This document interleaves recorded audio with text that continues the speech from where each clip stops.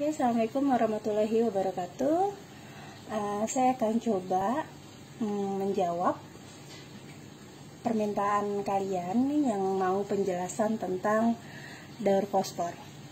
Jadi intinya daur fosfor itu kalian harus ingat dia berpengaruh banget di batuan. Kalau ada istilah fosfor, fosfat itu berarti sama aja. Cuma bedanya dia nanti di alam ada yang sifatnya organik, ada yang anorganik. Di sini saya sudah siapin dua bentuk.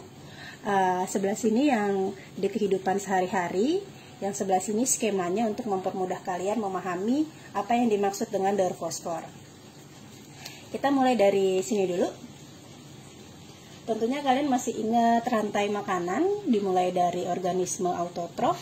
Di sini ada produsen tumbuhan. Tumbuhan ini nantinya pastinya akan menyerap unsur hara. Salah satu unsur hara itu adalah fosfat. Fosfat yang fosfat yang terdapat di dalam tanah. Nah, nanti tumbuhan ini kan akan dikonsumsi oleh hewan herbivor.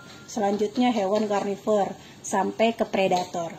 Yang nantinya ketika mereka mati, si herbivor, karnivor, dan predator ini, dia akan diuraikan.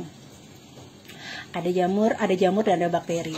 Nah, kemudian ketika dia diuraikan, sisa-sisa makhluk hidup itu diuraikan, dia akan menyimpan kembali fosfat di dalam tanah.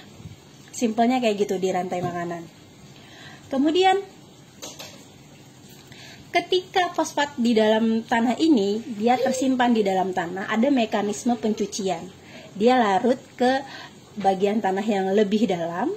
Ketika dia lebih dalam, dia akan mengalami proses sedimentasi atau membentuk batuan baru. Dan nantinya ketika ada peristiwa pengangkatan geologis, ya, entah itu dari penguapan, entah itu pelapukan, entah itu transpirasi.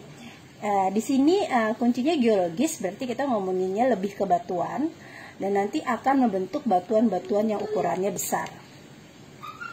Setelah itu, ketika ada presipitasi atau hujan, batuan-batuan yang tadinya berukuran besar menjadi batuan yang berukuran lebih kecil, seperti ini. Nah, batuan yang ukurannya lebih kecil ini mengandung fosfat yang nantinya akan ditimbun kembali di dalam tanah. Cukup ya sampai situ ya. Jadi kuncinya adalah batuan. Untuk yang lebih sederhananya, kita simak dulu mengenai skema yang sudah saya buat. Jadi ada tiga unsur penting dalam satu bagian ini. Yang pertama ada fosfor dalam batuan, saya kasih bintang di sini. Kemudian ada fosfor yang ada di tanah, ada di air tawar dan laut, dan ada juga fosfor yang terdapat di dalam tubuh organisme yang tadi kita sebut dengan fosfor organik. Jadi ini fosfor organik, ini anorganik. Ketika fosfor dalam batuan mengalami erosi atau penyikisan oleh angin ataupun udara, dia akan menjadi partikel yang lebih kecil, menjadi fosfor yang terdapat di dalam tanah, air tawar, dan lautan. Sama halnya seperti ini. Itu ya, di dalam proses yang tadi saya jelaskan, maksudnya ke sini. Kemudian ketika dia ada di dalam tanah, misalnya ya kan, di dalam tanah itu mengalami proses asimilasi, diserap oleh akar. Asimilasi ini proses atau mudahnya kalian sebutnya adalah fotosintesis.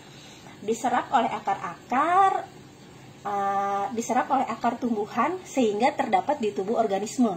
Ini di sini terjadi peristiwa rantai makanan. Gitu ya. Nah, ketika organisme ini mati, mengalami perombakan atau penguraian, kembali lagi fosfornya ke dalam tanah. Kemudian, ketika fosfor ini di dalam tanah, dia mengalami pengendapan. Tadi peristiwanya adalah sedimentasi. Ya, terdapat di laut, danau, ataupun sungai. Kembali lagi dalam bentuk fosfor dalam bentuk batuan. Jadi, daur fosfor itu mudah karena simpel sekali, siklusnya hanya menggunakan 3 bahasan penting, fosfor di dalam batuan, fosfor di dalam tanah, air lautan, dan fosfor di dalam tubuh organisme. Baik, itu saja dari saya. Kurang lebihnya mohon maaf. Kalau memang masih ada yang perlu ditanyakan, boleh, saya tunggu. Wassalamualaikum warahmatullahi wabarakatuh.